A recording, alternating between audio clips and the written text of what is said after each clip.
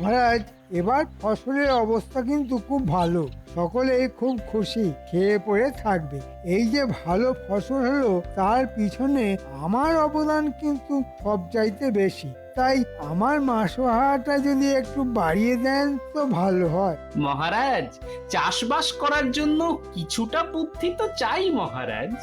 মন্ত্রীর সেটাও আছে কিনা আমি জানি না। মহারাজ, আমি তো চাষই করি, আপনি সেটা দেখতেও পান। এত বড় একটা রাজ্য চালাতে মাথায় চাষ করতে হয় না? মহারাজ, মন্ত্রীর মাথায় ওই গোলাপ চাষ খুব ভালো হবে মহারাজ। দেখলেন দেখলেন মহারাজ, গোপালের সঙ্গে আমার যতই শত্রুতা থাকুক, সেই গোপাল পর্যন্ত বলল আমার মাথায় গোলাপ চাষ ভালো হবে। মন্ত্রী মশাই বোধহয় জানেন না যে গোলাপ চাষে গোবর সার কাজ দেয় সবচাইতে বেশি। কার মাথায় গোবর বেশি তা নিশ্চয়ই মহারাজ জানেন। আচ্ছা গোপাল, তোমায় আমি দেখে নেব। প্রকাশ্য রাজসভায় তুমি আমায় অপমান করলে, সেই শোধ আমি নেব। তাহলে মন্ত্রী, আগে চাষবাসটা শিখে নাও, তারপর তো মন্ত্রিত্ব।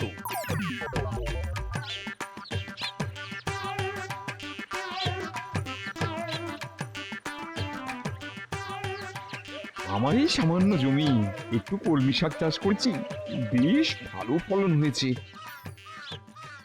এর থেকে খানিকটা গোপাল দাদাকে দিয়ে আসি গিয়ে।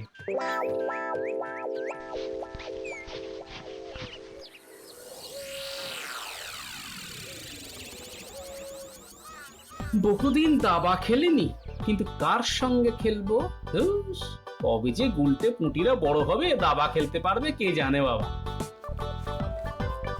গোপাল দাদাকে নিজের ক্ষেতে শাক খাওয়াতে পারবো ভেবে খুব ভালো লাগছে। আরে মন্ত্রী মশাই মনে হচ্ছে এদিকেই আসছে। কি খবর পুঁটির বাবা, এত শাক নিয়ে কোথায় যাচ্ছ? নিজের একটা ছোট্ট জমি আছে, সেখানে কলমি শাকের চাষ করেছিলাম, সেই শাক থেকেই কিছুটা গোপাল দাদাকে দিতে যাচ্ছি। বাহ বাহ বাহ বাহ, বেশ ভালো চাষ করো তো তুমি। কি ভালো কলমি শাক! তা তুমি কি আমার জমিতে চাষ করবে? আমার 3 বিঘে জমি আছে। একটা জমিতে আখ চাষ হবে, আর একটা জমিতে ধান। দেখো পুঁটির বাবা, অর্ধেক ভাগকেও যদি তোমার না পোষায়, তবে আমি অন্য লোক খুঁজবো। না না, আপনার মতন উদার জমির মালিক আমি কখনো দেখিনি। আমি আপনার শর্তে রাজি। তা কবে থেকে চাষ শুরু হবে? আমার মনে হয় কাল থেকে শুরু করলেই ভালো হয়। ঠিক আছে ঠিক আছে, কাল সকাল থেকেই আমি চাষ শুরু করব।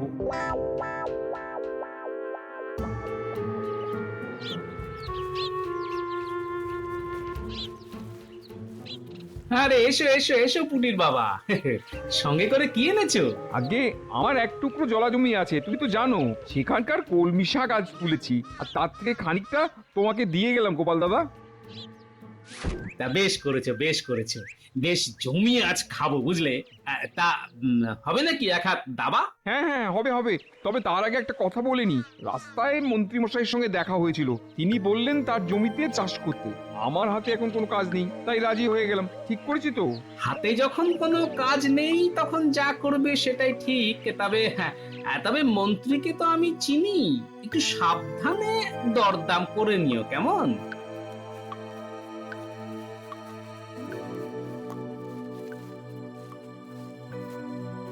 তা হঠাৎ আমার বাড়িতে মন্ত্রী মশাই?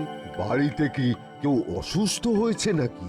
না, ঠিক তা নয়, আমার কিছু হয়নি। আসলে আপনি তো জানেন মহারাজ আমায় চাষবাস করতে বলেছেন, তাই চাষ সম্পর্কে কিছু জানতে আসলাম। আমি চাষের কি জানি? আমি তো মানুষের ওই অসুখ করলে ওষুধ দিতে পারি, তার চাইতে বেশি কিছু তো আমি জানিই না। দেখো বৈদ্য, আমার অসুখ করলে যেমন তুমি ওষুধ দাও, তেমনি ফসলকে তাগড়াই বানাতে গেলে কিছু ওষুধ তো লাগবেই, তাই না? আমি তোমার প্রশ্নের মাথা মুন্ডু তো কিছুই বুঝতে পারছি না। তোমার মাথায় কি গোবর আছে? হ্যাঁ, আমার কথা বুঝতেই পারছো না? কার মাথায় গোবর আছে আর কার মাথায় ঘিলু আছে সেটা তো আমরা জানি। সব গোপালের ষড়যন্ত্র, নইলে তুমি আবার আমাকে অপমান করার সাহস দেখাও। বলছি বারবার আমাকে তাগড়াই একটা ওষুধ দেওয়ার জন্য, তা দিচ্ছই না। আর কিছু না হোক আঙুরের রস তো দিতে পারো। কে খাবে, তুমি না ফসল? আমি কিন্তু নিজের হাতে দিতে পারবো না। তুমি নিজে খাও বা ছড়াও বা গাছকে খাওয়াও, গোবরের সঙ্গে মিশিয়ে খাও, আমার কিছু বলার নেই। তবে আমি নিজের হাতে দিতে পারবো না। সব গোপালের ষড়যন্ত্র। না না, ষড়যন্ত্র কেন, 32 যন্ত্র। এই আমি ওষুধ নিয়ে গেলাম,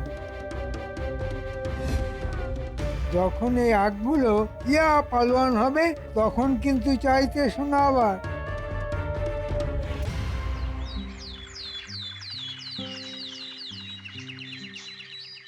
মন্ত্রী, শুনলাম তুমি নাকি চাষবাস করছো। বাহ বাহ বাহ, শুনে তো খুব খুশি হলাম। হ্যাঁ মহারাজ, চাষের মধ্যে যে এত আনন্দ তা আগে জানতাম না। বাহ, গোবরে তাহলে পদ্ম ফুল ফুটছে। মহারাজ, গোপালের অপমান কিন্তু রোজ বাড়ছে, আপনি একটা বিহিত করুন। গোপাল, কথায় কথায় মন্ত্রীকে এভাবে অপমান করাটা কিন্তু ঠিক নয়। মহারাজ, এই ব্যাপারে আমি একটা কথা বলতে পারি? হ্যাঁ হ্যাঁ, নিশ্চয়ই পারো। বলো বলো, তোমার প্রশ্নটা কি? মন্ত্রী মশাই চাষবাসের ব্যাপারে এতটাই পণ্ডিত, তিনি কাল আমার কাছে এসেছিলেন ওই মহাদ্রাক্ষারিষ্ট নিতে। তা এতে এমন কি অপরাধ আছে তা তো বুঝতে পারলাম না বৈদ্যমশাই। মন্ত্রী চাষবাস করছে, তার তো গায়ে বল বাড়াতে হবে। মহারাজ, মন্ত্রী মশাই এইসব বলবর্ধক ওষুধ নিজের জন্য নিচ্ছেন না। মন্ত্রীর বাড়িতে নিশ্চয়ই অসুস্থ কেউ আছে। না মহারাজ, সেটাও নয়। মন্ত্রী তার জমিতে ফলন বাড়ানোর জন্য মাটির সঙ্গে এই সব ওষুধ মেশাচ্ছেন। একেবারে অভিজ্ঞ চাষির মতোই চাষে পণ্ডিত হয়ে গেছেন আমাদের মন্ত্রী মশাই। গোপাল, এতে তোমার এত হাসি পাওয়ার কোনো কারণ নেই। তোমার মতো সবাই হাতি নয় যে একাই সব খেয়ে ফেলবে, মাটিকেও কিছু দিতে হয় মহারাজ। তাই আমি ঠিক করেছি ফলের আগে মাটিকে দ্রাক্ষারিষ্ট আর সারিবাদী সালসা খাওয়াবো। এটা কি অপরাধ? তার চাইতে এই সব ওষুধ তুমি খাও মন্ত্রী, তাতে চাষেরও লাভ হবে। মাটির খাদ্য তালিকায় রাজবৈদ্যের তো বলবর্ধক ওষুধ নেই। তুমি মাটির জন্য অন্য খাবার সংগ্রহ কর, কাজে লাগবে।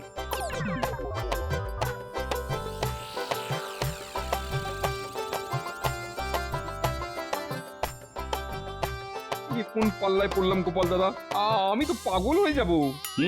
কাজটা হাতে নেওয়ার আগে তো আমার সঙ্গে পরামর্শ করনি, এখন কি আর করা যাবে বলো? তা বলে মাটিতে বলবর্ধক ওষুধ দেবো? যা মানুষের খাওয়া উচিত তা খাবে মাটি? এটা মেনে নেওয়া যায়? নিতে হবে, তবে সাবধানে থাকবে। মন্ত্রী মশাই লোকটা কিন্তু খুব সুবিধের নয়, বুঝলে? এখন অপেক্ষা করতে হবে কবে ধানের শীষ আসে, আখ কাটার সময় না আসে।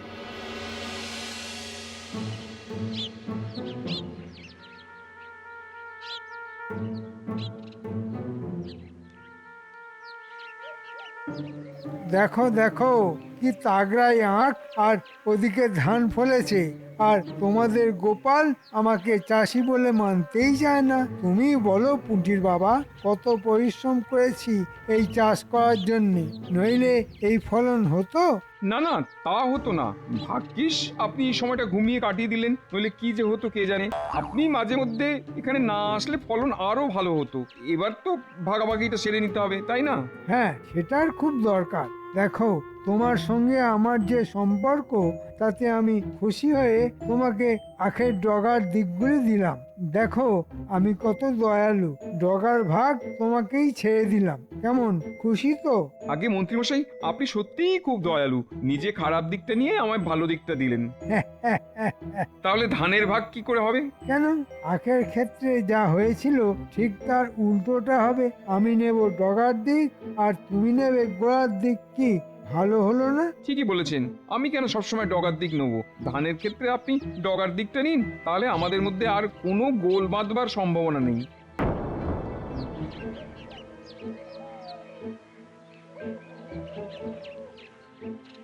দাবার ছক সাজিয়ে বসে আছি, পুটির বাবার দেখা নেই। আচ্ছা, কতক্ষণ এভাবে থাকা যায়? না, পুটির বাবাকে ভালো খেলা শিখিয়েছি, কিন্তু বিষয় বুদ্ধি শেখাতে পারিনি। ওদিকে ওর মনই নেই, তো শিখবে কি? ওই তো এসে গেছে। কি গো পুটির বাবা, কি নিয়ে এলে? আগে গোপাল দাদা, মন্ত্রী লোকটার মনটা কিন্তু ভালো। সেই যে আখ চাষ করেছিলাম না, সেই আখের অর্ধেকটা নিয়ে আসলাম। কি ভালো লোক, আমায় আখের ডগাটা দিয়ে নিজে গোড়ার দিকটা নিল। আজকের দিনে এমন লোক পাওয়া খুব ভাগ্যের ব্যাপার, তাই না? না না, এরকম লোক চিরকালই ছিল। যেমন তুমি আমার সঙ্গে দাবা খেলেও তোমার বুদ্ধি শুদ্ধি একটুও পারলো না। কেন, আমি ভুলটা কি করলাম? আখের ওপরের দিকটায় থাকে শুধু পাতা, আর গোড়ার দিকে থাকে রস। তোমার হাতে শুকনো ডান্ডা আর কিছু পাতা দিয়ে ওই মন্ত্রী বেটা আসল রসের দিকটাই নিয়ে নিয়েছে গো। যাও, তোমার হাতের আখ নিয়ে জঙ্গলে ফেলে এসো। আর কিচ্ছু করার নেই গো পুটির বাবা। আমাকে এতদিন খাটিয়ে কয়েকটা পাতা আর শুকনো ডান্ডা দিয়ে মন্ত্রী মশাই এত বড় চালাকি করলো। গোপাল দাদা, এর একটা প্রতিকার করতে হবে। ধানের ব্যাপারে এই রকম কিছু করতে পারবে না। আমি ওখানে গোড়ার দিকটা নিয়েছি, এবার মন্ত্রী মশাই নাকাল হবে। এটা আর গোপাল দাদাকে বললাম না। বেশ তো বোকা বানালেন আখের বেলা। নিজে রসালো গোড়াটা নিয়ে আমাকে দিলেন ডগার শুকনো দিকটা। ধানের বেলা কিন্তু সেটি হবে না। আমি নেবো গোড়ার দিক আর আপনি নেবেন আগার দিক, ঠিক আছে? দেখো পুঁটির বাবা, আসলে তোমার ভাগ্যটাই খারাপ। দু ধরনের আখ হয়। এক ধরনের আখে ডগাটা রসে ভরা থাকে, আর এক ধরনের আখে গোড়ায় রস থাকে। তা আমি কি করে জানবো যে তোমার লাগানো আখের গোড়ায় রস আছে, আগায় শুধু পাতা? এবারে ধানের ভাগ হোক, তারপর বুঝবো কত ধানে কত চাল।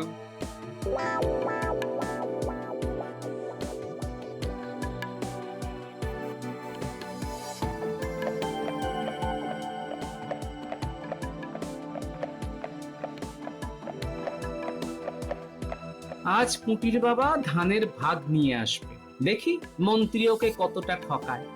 তারপর তো আমি আছি। এমন একটা বুদ্ধি ঠিক বেরিয়ে যাবে যখন মন্ত্রী আর পালিয়ে বাঁচবেন। এই, বলতে না বলতেই পুটির বাবা হাজির। তাও পুটির বাবা, ধান ভাগ হলো? আগে মন্ত্রী মশাইকে দিয়েছি মুখের মতন জবাব। একেবারে গোড়ার দিকে ধান সব নিয়ে এসেছি গোপাল দাদা। মন্ত্রী কেঁদে কুল পাবে না। ঠিক যা ভেবেছিলাম তাই হয়েছে। পুটির বাবা, তুমি পেয়েছো খড়ের দিকটা, আর মন্ত্রী পেয়েছে ধানের শীষের দিকটা, যে শীষ থেকে ধান হয়। আর তুমি পেয়েছো সেদিকটা যা গরু ছাড়া আর কেউ খায় না। এইভাবে মন্ত্রী আমাকে ঠকিয়ে দিল। এত দিনের পরিশ্রম আমার জলে গেল। কত কষ্ট করে এই ফসল আমি ফলিয়েছি। জলে কিছুই যায়নি পুটির বাবা, আমার উপর আস্থা রাখো। একদিন না একদিন এমন একটা বুদ্ধি বার করব যে মন্ত্রী একেবারে কেঁদে কুল পাবে না। হ্যাঁ,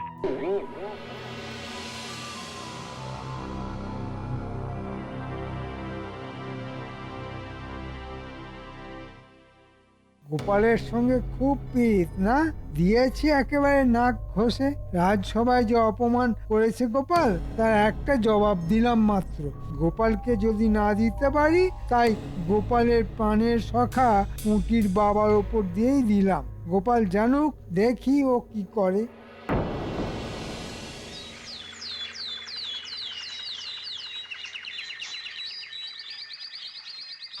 গিন্নি, গিন্নি, ও গিন্নি, আরে দেখো তোমার জন্য কি এনেছি। একেবারে গাছ থেকে পাড়া টাটকা কুমড়ো। আজ জমিয়ে কুমড়োর ঘন্ট খাবো। ভালো করে রাঁধো তো। এটা কি কুমড়ো না ঘোড়ার ডিম? একেবারে ডাঁটি দিয়ে পোকা বেরোচ্ছে। তোমার কি চোখ নেই, দেখতে পাও না? কি বলছো গিন্নি? দোকানে যে বললো আজই চাল থেকে পেড়ে এনেছি। হ্যাঁ, কুমড়ো তো চাল থেকে পারবে গো, তাল গাছ থেকে তো নয়। হ্যাঁ গো, কুমড়োটা দেখেও চিনতে পারলে না কার সঙ্গে মিল আছে? কার সঙ্গে গো? ঘোড়ার ডিমের সঙ্গে গো। ঘোড়ার ডিম? কি বললে? ঘোড়ার ডিমের সঙ্গে? আচ্ছা গিন্নি, যা একটা বুদ্ধি দিলে না, এবার আমি দেখে নেব মন্ত্রীকে। ঘোড়ার ডিম দেখাবে নাকি? এই দেখাও, সংসারটা গোল্লায় যাক। ছি ছি ছি গোপাল, আমার মন্ত্রীর এরকম আচরণ আমি আমি কখনোই সহ্য করব না। এইভাবে পুটির বাবাকে ঠকিয়ে দিল মন্ত্রী। আমার রাজ্যে সবাই সমান। সে মন্ত্রী বলে আমি তাকে অপরাধের পরও রেহাই দেব, তা তো হতে পারে না গোপাল। মহারাজ, কেউ ঠেকে শেখে, কেউ দেখে মন্ত্রীকে শায়েস্তা করার জন্য ওকে এমন শাস্তি দিতে হবে যাতে সে কোনোদিনও ভুলতে না পারে। আমি তো মন্ত্রীকে সেরকম শাস্তি দিতে চাইছি। মহারাজ, মন্ত্রীকে শুধু শাস্তি দিলে হবে না, তাকে বুদ্ধির লড়াইতে পরাস্ত করতে হবে। আপনাকে আমার দুটি অনুরোধ আছে। এক, আমাকে একটা ঘোড়া ধার দিতে হবে, আর দ্বিতীয়টা হলো কাল যদি দয়া করে রাজসভায় ঘোষণা করে দেন যে সভার সদস্যরা যদি তাদের ঘরের সবচাইতে দামি দুটো সম্পদ আপনাকে দেখাতে পারে, তবে সেই একই জিনিস তাকে দ্বিগুণ ফেরত দেওয়া হবে। এবার এমন কি কাজ? তুমি ঘোড়াশালা থেকে একটা ঘোড়া আজই নিয়ে যাও, আর কাল না হয় আমি তোমার মতো ঘোষণাটা করে দেব, খুশি? কিন্তু তাতে কি মন্ত্রী শাস্তি পাবে? মহারাজ, আপনি আমার উপর আস্থা রাখুন, দেখুন শাস্তি কি করে দেওয়া যায়।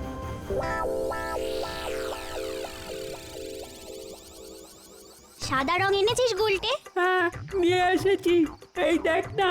দাদু কি বলে গেছে শুনেছিস তো? এই কুমড়োটাকে এমন ভাবে সাদা রং করতে হবে যেন বোঝাই না যায় যে এটা একটা কুমড়ো। হ্যাঁ রে বাবা, এভাবেই করছি।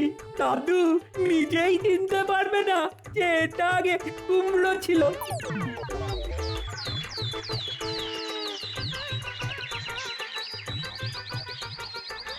মন্ত্রী মশাই, ও মন্ত্রী মশাই, আরে বাইরে আসুন, দেখুন কেমন ঘোড়াটা কিনলাম। মন্ত্রী গোপাল মশাই, ঘোড়ায় চড়ে এসেছে, মানে গোপাল ঘোড়া কিনেছে? অবাক কাণ্ড! এত মোহর ও পেল কোথা থেকে?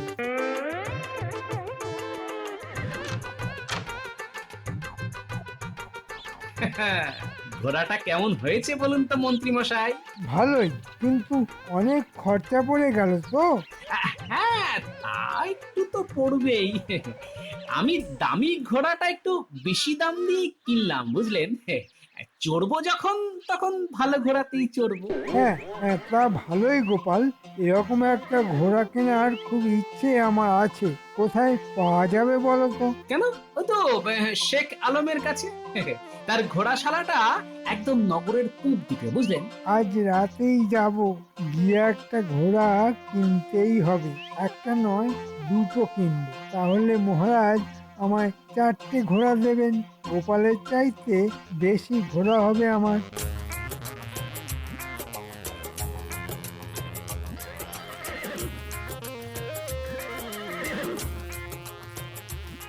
আরে ভাই গোপাল, তুমি আমার দোকানে এই ঘোড়া কিনবে? ভাই, তোমার ঘোড়াই মহারাজের সবচাইতে পছন্দের। আজ আমার একটা উপকার করতে হবে ভাই। আমাদের মন্ত্রী আজ তোমার কাছে আসবে ঘোড়া কিনতে, কিন্তু মন্ত্রীর তেমন মোহর নেই। মন্ত্রীকে একটু বেকুব বানাও। তুমি লুকিয়ে থাকো। এই আমি দাড়ি আর জোব্বা পরে শেখ আলম হলাম, আর এই কোণে আমি একটা জিনিস রাখলাম। হ্যাঁ রে, ঠিক আছে ঠিক আছে, তুমি মন্ত্রীর সঙ্গে যত খুশি মজা করো, আমিও দেখে মজা পাবো। এই দেখো আমার ছদ্মবেশ। মন্ত্রী চিনতে পারবে না তো? আরে মন্ত্রী তো কোন ছাড়, তোমার বিবিও তোমাকে চিনতে পারবে না। হ্যাঁ। শেখ আলম, ও শেখ আলম, আছো নাকি? হ্যাঁ, আমি শেখ আলম। কি চাই বলুন? আমি দুটো ঘোড়া কিনবো। ভালো ঘোড়া আছে তো? আমার কাছে যেসব ঘোড়া আছে তার সবকটাই আরবি ঘোড়া, অনেক দাম পড়বে। এই ধরুন, এক একটা ঘোড়া 5,000 সোনার মোহর। এত মোহর তো আমার কাছে নেই। তাহলে একটা কাজ করুন, আমার কাছে একটা ঘোড়ার ডিম আছে, তার ভেতরে আছে দুটো ঘোড়া। আপনি ডিমটা নিয়ে যান, কালকেই ডিম ভেঙে বাচ্চা বের হবে, সস্তায় দিয়ে দেবো, মাত্র 5 মোহর। দাও দাও, এক্ষুনি দাও। এই নিন, যত্ন করে রাখবেন, ভাঙবেন না যেন।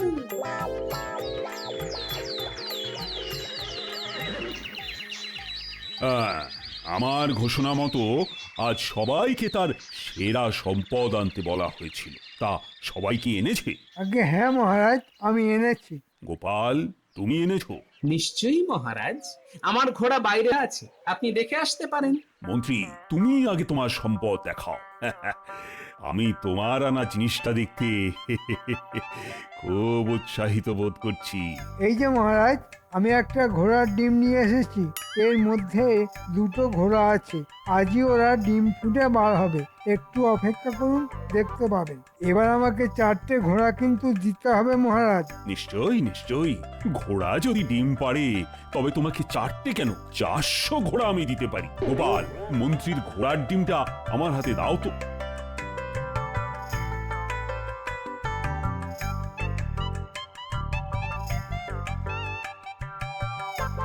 এই নিন মহারাজ, মন্ত্রীর বহু মূল্যবান ঘোড়ার ডিম। গোপাল, এবার পুঁটির বাবাকে ডাকো, আমার দরকার আছে। শোনো পুঁটির বাবা, মন্ত্রীর মাথায় এই ঘোড়ার ডিমটা ভাঙো।